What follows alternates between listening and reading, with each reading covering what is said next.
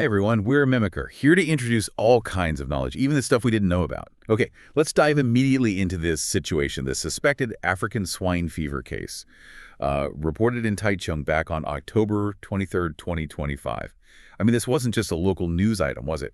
It sent, immediate shockwaves, signals of a real crisis through the whole agricultural sector. Oh, absolutely. And the level of alarm, it entirely justified given the stakes. You really have to look at it through the lens of history, specifically that devastating foot and mouth disease outbreak, FMD, back in 1995. Right, FMD. That cost the nation, what was it, over 170 billion NT dollars in losses? And crucially, it just slammed the door shut on all our pork exports. Exactly. Decades. It took decades to recover from that. And we only just got back on our feet, relatively speaking. Taiwan finally got that WOH certification in 2020, FMD-free zone, without vaccination. That felt like such a hard-won victory. It reopened those really valuable fresh pork export markets. It was huge, a massive achievement. So the terror around this ASF threat now, it's not just about the local pig supply, is it? It puts that entire hard-won, globally recognized status in jeopardy. That's the core trade concern, and it's actually quite nuanced. See, when a country gets a status like FMD-free, it signals to the world, hey, our disease management is top-notch. Right, a sign of quality control. Precisely. So a major uncontrolled outbreak of something else highly virulent, like ASF, well, it casts doubt on the entire biosecurity system. It might not be a direct regulatory link in WOAH's rules necessarily. Oh, okay. But politically, commercially, the presence of ASF is often seen as proof that the national defense shield, so to speak, has failed. And trading partners, they often react by imposing these sweeping bans, comprehensive ones, on pretty much all animal products, not just pork. Wow. So the fallout isn't just contained to pigs. It actually risks tarnishing our whole global reputation as a safe food exporter. That's serious. It is. Okay, but before we go deeper into the virus itself, let's just quickly reassure everyone listening. The key point for the public is ASF is not transmissible to humans, right? It's not a zoonotic disease. It is absolutely essential to state clearly. No risk to human health from the virus itself. But for the pig population, it really is the ultimate nightmare scenario. Okay, let's unpack the biology then. What makes this virus ASF so much more formidable, say, compared to FMD? Well, we're dealing with a very, very stable DNA virus. It's from the S. virviridae family, and it only targets pigs, domestic and wild ones. That's its specific host range. So when it hits. When it takes hold, the lethality is just brutal. Pigs get high fevers, there's widespread internal bleeding, hemorrhaging, and the mortality rate in the acute forms. It routinely hits 100%. 100%. Wow. And how quickly does that happen? Often death occurs within about a week, maybe 10 days after the first clinical signs appear. It's incredibly rapid and severe. That death rate is horrific in itself. But the real challenge for containment, as the source material lays out, seems to be the virus's ability to just hang around, survive outside the pig. We need to talk about its resilience, because that's where all the policy complications really start, isn't it? This is the absolute central difference, and it's why national vigilance has to be so intense. The virus survives incredibly well in all sorts of environments, and crucially in pork products. Okay, give the numbers. How long are we talking? In standard refrigerated pork, it can stay viable, infectious for about 100 days. Okay, over 3 months. But get this. If that pork is frozen, which, is standard for trade, for national reserves, it can survive up to 1,000 days. 1,000. Did you say 1,000? 1,000 days. Nearly 3 years. 3 years. Okay, that changes everything. That key insight right there tells you this isn't just a short-term crisis you manage and move on from. A single piece of contaminated frozen meat, moved legally or illegally, becomes a potential biological time bomb. It could compromise a country's clean status years later. That completely redefines the scale of security needed, doesn't it? Precisely. That longevity means your protocols can't just focus on eliminating the current source on a farm. You have to enforce trade and biosecurity rules that cover product life cycles measured in years, not just weeks or months. And it's not just in the meat itself. No, it's also tenacious in the environment. It can linger on farm surfaces, in manure, for up to a month, maybe even longer under certain conditions. So this invisible, incredibly persistent enemy, Yeah. how does it actually move around? What are the main ways it spreads? The transmission routes are pretty broad, which is why you need that multi-layered defense. Obviously, there's direct contact between infected and healthy pigs. But then you have what we call fomites. These are just inanimate objects that get contaminated, things like boots, clothing, farm equipment, vehicles, anything that can carry the virus physically. Okay, contaminated objects. There's also a vector involving infected arthropods, specifically soft ticks of the Ornithodoros genus. But thankfully, this is less common in modern contained farming systems. Still a risk, though, especially with wild pigs. And the big one, the one always mentioned in prevention campaigns. Yes. The major persistent vulnerability, historically and currently, is feeding pigs untreated kitchen waste swill that contains contaminated pork scraps, even tiny amounts. Right, the leftover food issue. And if there's still no vaccine, no effective treatment. Yeah. What's the stark reality? How do you stop an outbreak once it starts? The brutal truth: elimination. Control relies solely on rapid, comprehensive culling and disposal. All infected pigs, and often all pigs on the affected farm and sometimes nearby farms, must be destroyed immediately. Destroyed. No treatment options at all. None that are commercially viable or effective enough to stop the spread. It has to be immediate eradication of the source, usually through burial, deep burial, or high-temperature rendering to completely inactivate the virus. You have to stop it from contaminating the environment or getting back into the food chain. Okay. To really grasp why the prevention effort has to be so massive, we need to look at the global picture. This virus has caused devastation already. It used to be mainly in Africa, right? Traditionally, yes. But then it spread. It hit the Caucasus region, Georgia, Armenia, Russia back in 2007. Then it entered the European Union around 2014, initially in wild boar. And then the big one, Asia, 2018, starting in China. That seems to be when it really changed the global pork market fundamentally. Absolutely. That 2018 jump into China, the world's largest pork producer and consumer, marked the start of a truly massive global pandemic of the disease. Based on the data we collect, something like 83 countries have reported ASF since that time. 83 countries. And the geographic leaps are just stunning. You look at recent reports from 2024, places like Montenegro, Albania finding it, and late 2023, the outbreak in Sri Lanka. Experts noted that was an 1,800-kilometer jump from the nearest known infected area at the time. 1,800 kilometers. That just confirms it, doesn't it? Even the most stringent land borders mean almost nothing if contaminated products are being moved by people, perhaps unknowingly. Exactly. Human activity, movement of products, that's the key driver over long distances. And looking at the economic fallout in China after that 2018 outbreak, the scale of loss is just staggering. It's almost hard to comprehend fully. China's national pig inventory, which is, as I said, the largest in the world, it plummeted by nearly half in the initial waves. Conservative estimates suggest they lost at least 100 million pigs just in that first phase. 100 million pigs. And over about 30 months or so, the cumulative loss in pork production reached something like 27.9 metric tons. That's not just an agricultural crisis then. That's a social and economic upheaval. Absolutely. When you decimate supply that quickly, prices inevitably shoot up. Retail pork prices in China surged.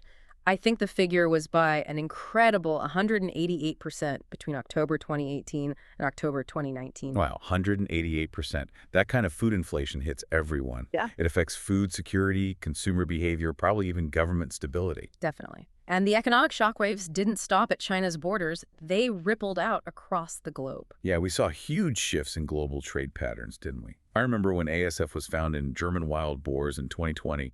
China immediately slapped a ban on German pork. That's right, which caused pork prices in Europe to crash. Meanwhile, China, desperate for pork, became the world's largest importer, sucking in massive amounts of pork from North and South America, places that were still ASF-free. And the impact on farmers. It forced huge consolidation in the industry. Countless small, independent farms, particularly in Asia, went bankrupt. It proved the threat isn't just about the meat supply, it's about the livelihoods of thousands and thousands of families. Which underlines why things like national reserves, you mentioned Taiwan maintains a 1-month frozen pork reserve, why those are so crucial as a buffer against these kinds of shocks. Exactly. It's a key stability measure. Exactly. Okay, so given that scale of devastation, it makes sense why Taiwan's defense strategy has to be so comprehensive. You described it as dual-layered. Internal farm biosecurity combined with really strict national border controls. Let's start inside the farm gate. The protocols farmers have to enforce. They sound almost impossibly strict. They have to be. There's zero room for error. The primary goal is exclusion, keeping the virus out, so that means strict access control. Gates locked, Absolutely no unauthorized personnel allowed anywhere near the pigs. And for essential people like vets or staff. For anyone who absolutely must enter the pig housing areas, the protocols demand a complete shower in and out and changing entirely into farm-designated clothing and boots. Simple boot dips. They're just not considered sufficient against a virus this tenacious. Right. Got to be thorough.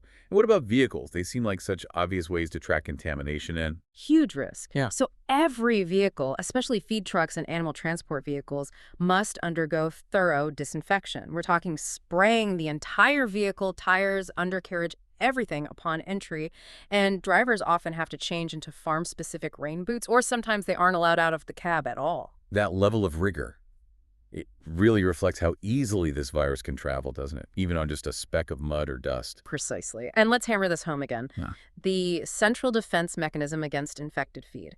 It's the ban on feeding untreated kitchen scraps. Swill feeding, it's the absolute cornerstone of prevention on the farm. Historically, this practice has been linked to many major outbreaks globally. It's just too high risk. Okay. And anything else on the farm level? Well, basic good practice also includes preventing wildlife entry, so making sure farm dogs are leashed or contained, no stray cats or dogs wandering through, minimizing contact with wild birds or rodents where possible. Basically controlling all potential entry points for the virus. Okay, so that's the internal line of defense. Layer 2 is the national defense, the border control trying to stop the virus before it even gets close to a farm. And this involves some serious deterrence. Travelers caught trying to bring in meat products illegally from high-risk countries face incredibly high fines up to $1 million. $1 million NT dollars. That's a serious penalty. It has to be. And we back that up with rigorous screening, 100% checks on luggage from high-risk flights and ferries, using high-tech X-ray machines and, of course, the detector dogs, the famous quarantine beagles. Those detector dogs are crucial, aren't they? Yeah. Sniffing out that one illegal sausage that could carry a virus, surviving potentially for 1,000 days in a freezer. Exactly. You cannot overstate the importance of catching those items at the border. And the diligence extends even further to disposal practices. How so? Leftover food scraps from international flights and ships, the stuff passengers leave behind that material, must be immediately sterilized at very high temperatures or collected for special secure disposal. The absolute priority is ensuring untreated international food waste never ever enters the domestic animal feed chain or even general waste systems where it might be accessed. Okay, that comprehensive defense system brings us to Taiwan's emergency response plan. The blueprint that gets activated, like it did in the Taichung drill, if a case is suspected or confirmed, what does that rapid response actually entail? The whole strategy is really encapsulated by 4 key actions: early detection, rapid response, strict isolation, and rapid culling.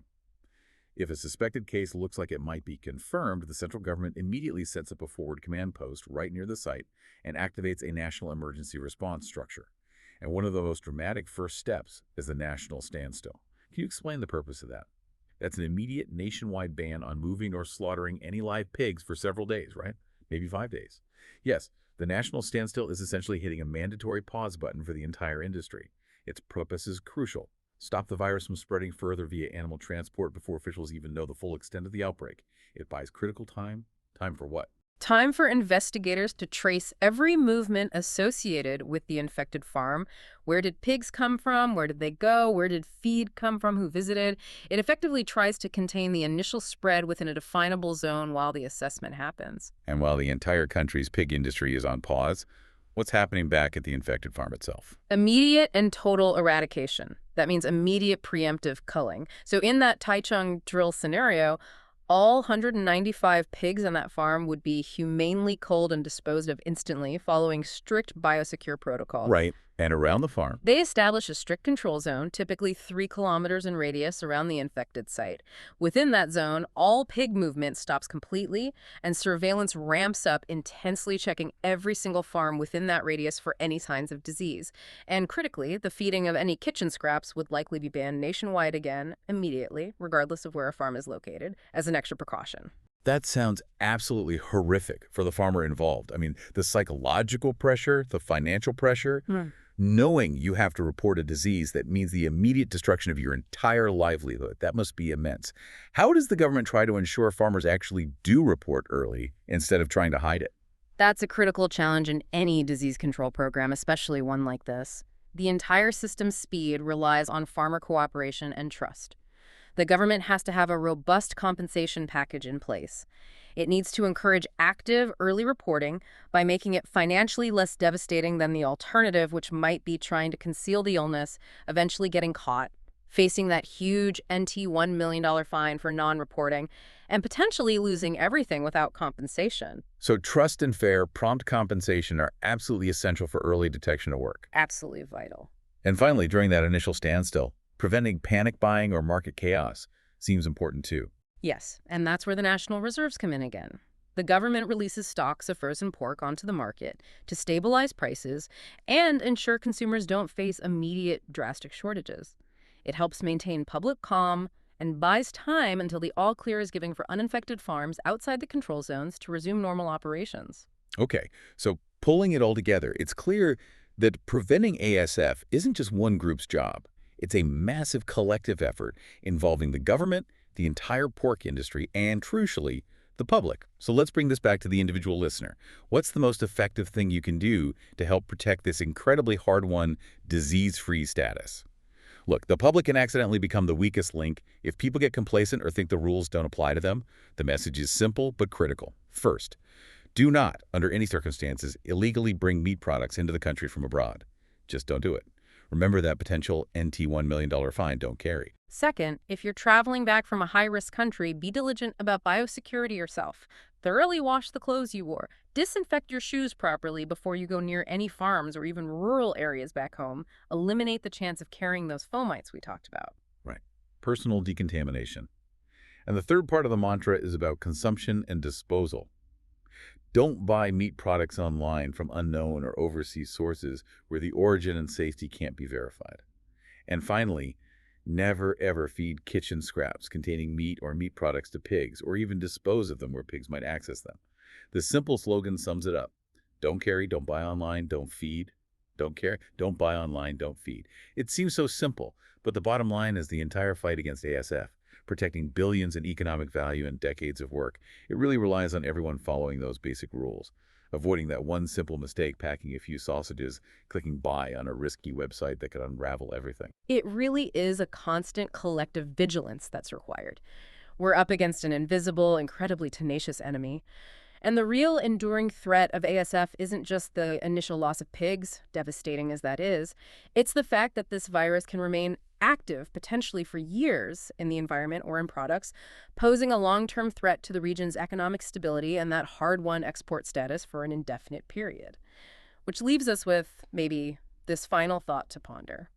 If the biggest economic danger from ASF comes from its sheer longevity, its ability to survive up to 1,000 days in frozen meat, what truly radical infrastructure changes, maybe globally, would be needed to somehow guarantee that every frozen pork product, regardless of where it came from, could be certified absolutely virus-free for that entire 3-year potential lifespan. Thinking about that really highlights the scale of the long-term logistical challenge this tiny virus poses to our modern, interconnected global food supply chain. Thanks for tuning in to this episode. If you enjoyed our content, don't forget to like, subscribe, share, and turn on the notification bell. See you guys.